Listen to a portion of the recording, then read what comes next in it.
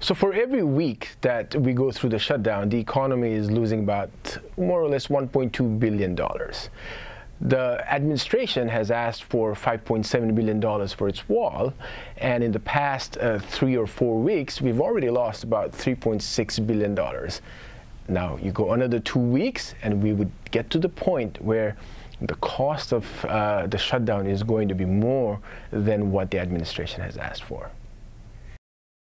Well, first and foremost, the folks who are federal workers, they're not getting paid and they're not really working. So that money itself not being paid and them not spending in the economy is directly and indirectly working to reduce the economic activity. And these folks generally rely on paycheck to paycheck, payments of their auto loans and their mortgages and their credit cards.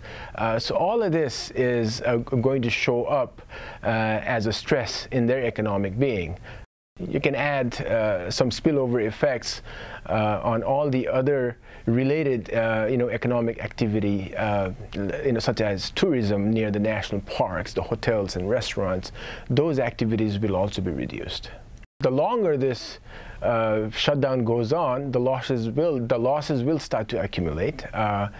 Just by looking at the direct effects, we can imagine that about 1 percentage point will be shaved off of growth if the shutdown were to continue throughout the quarter.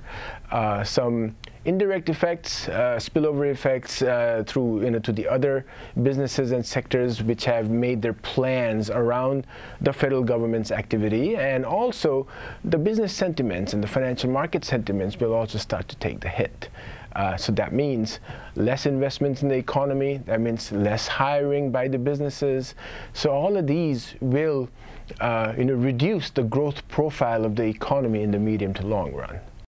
Applications being filed in the Trade Commission for businesses to actually be not included in the tariff plan that the U.S. is putting on the Chinese imports. And now these are being either approved or declined by the Trade Commission, and if they are not working full-time, you're still waiting around whether your application has been approved or declined.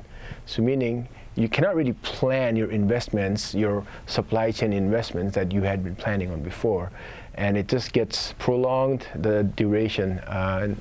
That's going to have an effect on the CEO's remarks in their earnings calls, I'm sure.